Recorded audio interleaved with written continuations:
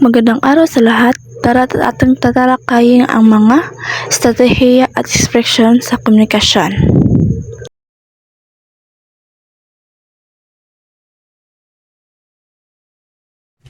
Pagpapakilala ng paksa.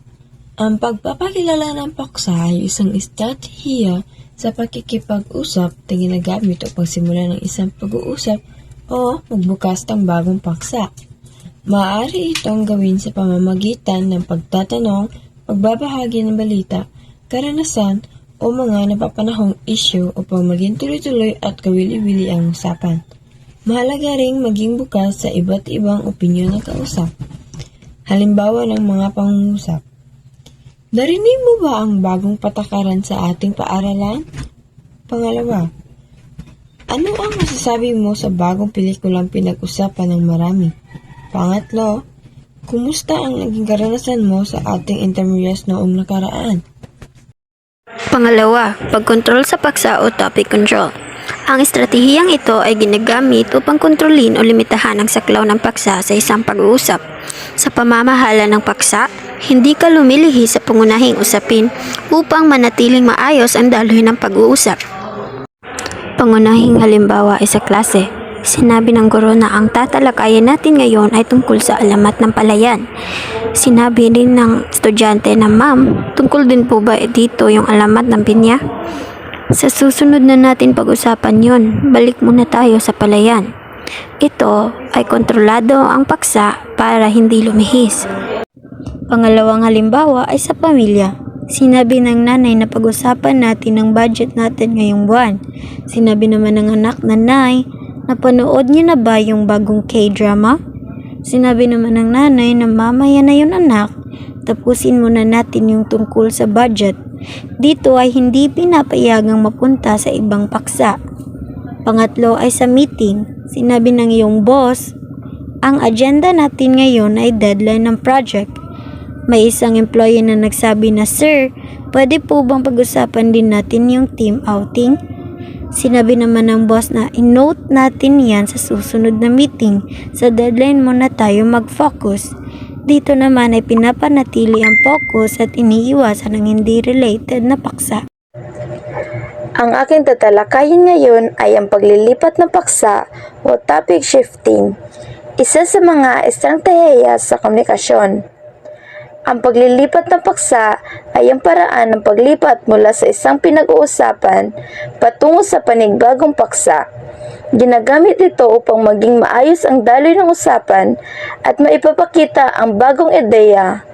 Mahalaga ito upang hindi maging paulit-ulit o nababagot ang pag-uusap sa ating pang-araw-araw na buhay. Madalas nating ginagamit ang paglilipat ng paksa.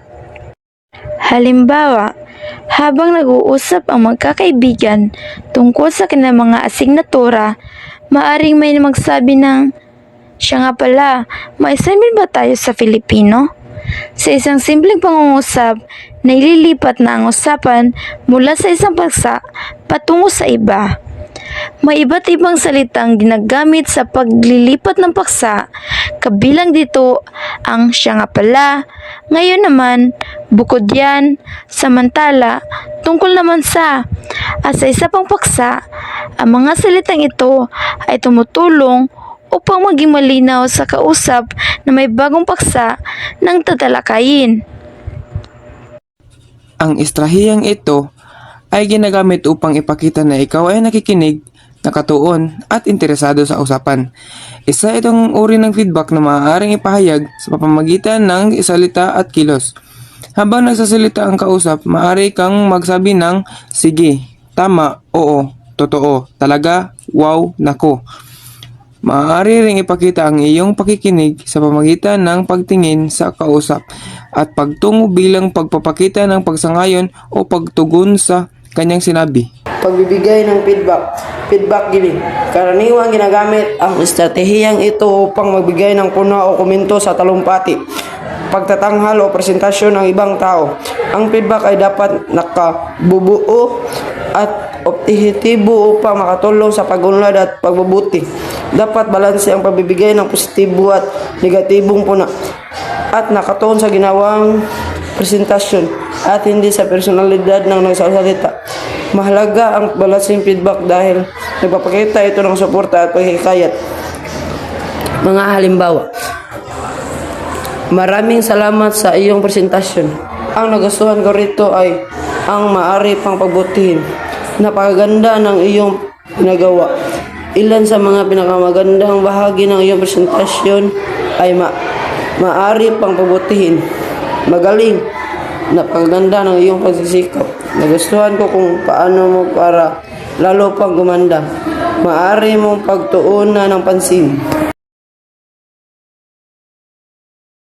Ito ay paraan ng paglalarawan o pagbabahagi ng sariling napansin, nakita o naobserbahan tungkol sa isang tao na bagay o pangyayari. Mga halimbawa, napansin ko na mas tahimik ang kaklase ngayon. Nakikita ko na maraming estudyante ang nag-aaral. Sa tingin ko, ang naging maayos ang programa. Napagmasdan ko na mas malinis ang silid-aralan. Nagtatataka ako kung bakit kakaunti ang dumalo. Pagkukwento ng personal, na karanasan, narating personal experience. Upang ikwento ang isang pangyayari o gawaing naranasan o sinasalihan.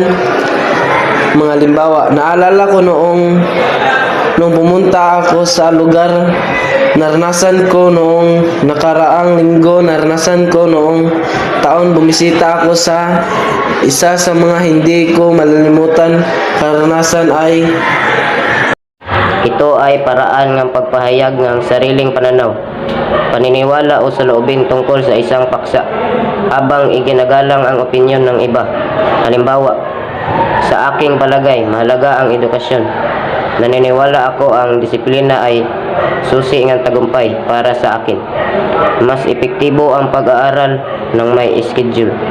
Sa aking pananaw, dapat pangalagaan ang kalikasan. Sa aking pananaw, mahalaga makinig sa opinyon ng iba.